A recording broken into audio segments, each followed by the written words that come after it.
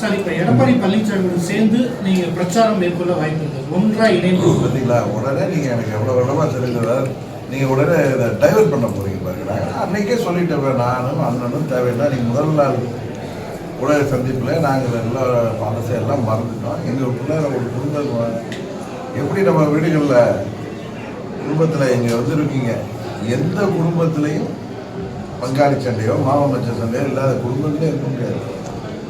அப்போ நீங்கள் என்ன பேசுனீங்க, நான் என்ன பேசுனேன்லாம் திரும்ப திரும்ப பேசுறதில்ல. ஏதோ ஒரு முக்கியமாக அந்த குடும்பங்களுக்கு ஒரு பிரச்சனை வரப்பையோ, இல்லை அந்த குடும்பத்தில் ஒரு முக்கியமான ஒரு மரணம் நினைக்கிறப்பையோ, இல்லை கல்யாணத்திலே எல்லாம் ஒன்றுமே. நான் எங்கள் வீட்டு குடும்பத்தில் உள்ள பிரச்சனையை நான் மனது விட்டு சொன்னேன். இன்றைக்கு தமிழ்நாட்டில் பணக்கார குடும்பமாக இருக்கலாம், நடுத்தர குடும்பமாக இருக்கலாம், ஏழை குடும்பமாக இருந்தாலும் அண்ணன் தம்பி பிரச்சனை எங்கே இல்லை. வாக்கியா வரப்பு சண்டைக்கு கொலைகள்லாம் நடந்து கோர்ட்டிலெல்லாம் அழைச்சி அதுக்கப்புறம் அவங்க குடும்பங்களுக்கு ஒரு பிரச்சனை வரப்பெல்லாம் ஒன்றுனே இல்லையா. அப்போ அவர்கள் பேசிக்கொள்ளாததா பக்கத்து வீட்டுக்காரரோட இருக்கிற பிரச்சனைகளை தெருவே ரெண்டு போகிற அளவுக்கு சண்டைகள் வரும். அதுபோல் அதில் நாங்கள்லாம் அம்மா வளர்த்த பிள்ளைகள், அம்மாவின் தொண்டர்கள், ஒரே குடும்பமாக அம்மா அவர்கள் எங்களை கட்டி காத்தவர்கள். எங்களுக்கு பிரச்சனை இருந்தது உண்மை உங்களுக்கு தெரியும். எனக்கு தீங்கு ஏற்பட்டது என்கிற கருத்துக்காக எல்லோரும் திரண்டு வந்து 8 ஆண்டுகள் நாங்கள் போராடினோம். இதில் என்ன பலன்னு பார்த்தீங்கன்னா, 2000 நாங்கள் பிரிந்து போராடியதுனால 19 பாராளுமன்ற தேர்தலில் திமுக வெற்றி பெற்று, 21 சட்டமன்ற பொதுத் தேர்தலிலும் திமுக ஆட்சிக்கு வந்தது, 24 பிரிந்து கிடந்ததால் திமுக அன்றைக்கு வெற்றி பெற்றது. நாங்கள் ஒற்றுமையாக இருந்திருந்தால் கிட்டத்தட்ட தேசிய ஜனநாயக 25 தொகுதியில் வெற்றி பெற்று இன்றைக்கு ஒன்றிணைந்திருக்கிறோம். மிகவும் மதிக்கத்தக்க பத்திரிகைகள் கூட அதை அங்கீகரித்து இருக்கிறது. மதுரை எடிசனை நான் பார்த்தேன். நான் பெரிதும் மதிக்கின்ற நமது மதுரை மண்டலத்தில் மதுரையிலேருந்து ஒரு ஆங்கில பத்திரிகையை நான் பார்த்தேன்.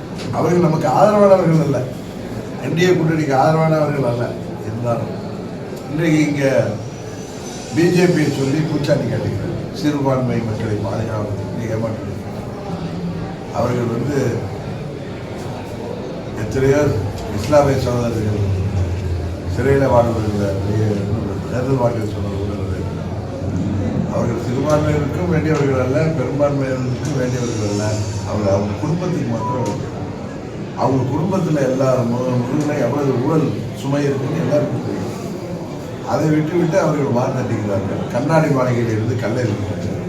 உறுதியாக அவர்களை இந்த முறை அம்மா மக்கள் முன்னேற்ற கழகம் அவர்களை ஆட்சிக்கு முடிவு கொண்டு வர வேண்டும். மீண்டும் தமிழ்நாட்டில் அம்மாவின் ஆட்சி வர வேண்டும் என்பதற்காகத்தான் நாங்கள் எங்களுக்குள் இருந்த மனக்கசப்புகள், மன ஆச்சரியங்கள் எல்லாம் விட்டுவிட்டு நாங்கள் அண்ணன் தம்பிகள் என்பதை உணர்ந்து நாம் ரெண்டுபட்டால் எதிரிக்கு லாபமாகி விடுகிறோம் என்ற ஒரே புள்ளியில் நாங்கள் அதனால் ஒன்றாக பிரச்சாரம் செல்வோம். தேவைப்பட்ட இடங்களிலே ஒன்றாக பொதுக்கூட்டங்களுக்கு செல்ல இருக்கிறோம். மீண்டும் பாரத பிரதமர் வருகின்ற கூட்டங்கள் பல இடங்களில் ஏற்பாடு செய்யப்படுகிறோம்.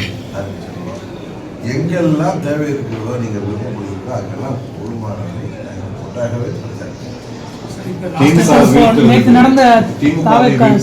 நம்ம தேசிய ஜனநாயக கூட்டணியில எல்லாம் ஐக்கியம். இதுக்கு முன்னாடி நம்ம ஒரு வியூகம் வகுத்து பிரிந்திருந்த அதிமுக அனைத்தும் ஒன்றிணைய வேண்டும். அந்த ஒன்றிணைய வேண்டும்ன்றதுல நீங்க அதுல முதல் குரலும் கொடுத்தீங்க. இப்ப அந்த ஒன்றிணைப்புல அந்த ஒன்றிணைப்பு முழுமை அடைந்திருக்கா? எல்லாரும் இணைஞ்சா பாத்தீங்கன்னா அம்மாவின் தொண்டர்கள் அவர்கள் அனைவரும் ஓர் அணியில் திரள வேண்டும்ங்கிற வார்த்தை தான் நான் சொல்லியிருக்கிறதுல நீங்க ஒன்றிலே ஒரே கட்சி ஆகணுங்கிற அர்த்தத்தில் கேட்குறீங்க. நான் ஒரு பத்திரிகையாளர் சந்திப்பில் ஏதோ ஒரு பொது வெளியிலையோ நீங்கள் தான் கேட்டு காமிக்கிறீங்க. நான் அம்மாவின் தொண்டர்கள் அனைவரும் ஓர் அணியில் திரள வேண்டும் அப்படின்னு பேசுறப்ப ஒன்றிணைய வேண்டும் நான் வார்த்தை சொல்றேன்.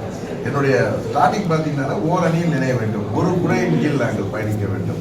ஏன்னா உங்களுக்கு என்ன தெரியும்னா எங்கள் குடும்பம் எங்கள் கட்சி தான் இருந்துச்சு, அம்மாவுடைய கட்சி, தலைவராக இருந்த கட்சி. எங்கள் குடும்பம் அதில் சேர்றதுக்கு எந்த மன ஆச்சரியமும் இல்லை. அம்மாவின் நாங்கள் கட்சி ஆரம்பிக்கிறப்பே கட்சியை ஜனநாயக முறைப்படி மீட்டெடுப்போம்னு தான் சொன்னோம். ஆனால் இந்த கால 6-7 ஆண்டு 8 ஆண்டு ஆகிட்டு, கிட்டத்தட்ட 9 ஆண்டு ஆகிட்டு. என்ன ஒன்று எல்லா அம்மாவின் பெயரில் நாங்கள் கட்சி ஆரம்பிச்சோம். அம்மாவின் திருவுருவத்தை தாங்கிய கொடியை நாங்கள் தமிழ்நாடு முழுவதும் கொண்டு செல்கிறோம்.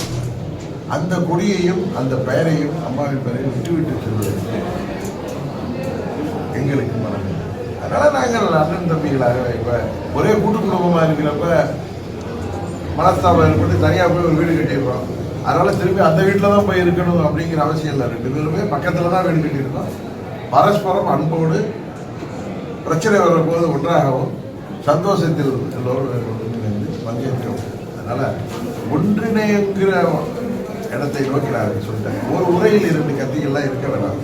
தேவையற்ற அரசியல்ங்கிறது ஒரு சரிகள் நிறைந்த ஒரு துறை. இங்கே பதவிக்காகவும் அதிகாரத்திற்காகவும் எத்தனையோ பேர் இடையில சரி செய்வாங்க. அதுக்கெல்லாம் இடம் கொடுக்காம அண்ணன் தம்பிகளாக ஊரில் சொல்லுவாங்களா, வீடு பிரிஞ்சு போயிருக்காங்க, அவங்க தனியாக எடுத்து வச்சிருக்காங்க, அவங்க வீடு தனி வீடு தனி கொடுத்துரும் போய். அதனால தவிர இப்போ வீடு கல்யாணம் தான் வீட்டிலேருந்து பையன் பிரிஞ்சு போகிற மாதிரி, இல்லை சகோதரர்களுக்கு தனித்தனியாக கொண்டு வைக்கிற மாதிரி அப்பா அம்மா காலத்துக்கு போயிட்டு அப்பா அம்மா இருக்கிறப்ப எல்லாம் ஒன்றா இருப்பாங்க, அம்மா இருக்கிறப்ப நாங்கள்லாம் ஒன்றா இருப்போம். அம்மா அவர்கள் மறைவுக்கு பிறகு எங்களுக்குள்ள சண்டை வந்து நாங்கள் வெளியில் ஏறி இப்போ தனி வீடு கட்டிவிட்டோம் அம்மா மக்கள் முறையில். அதனால நாங்கள் அதிமுக சேர வேண்டாம்ங்கிறதெல்லாம் இன்றைக்கு தேர்தல் வந்து விட்டது ஒன்று நிறுத்திவிட்டோம்.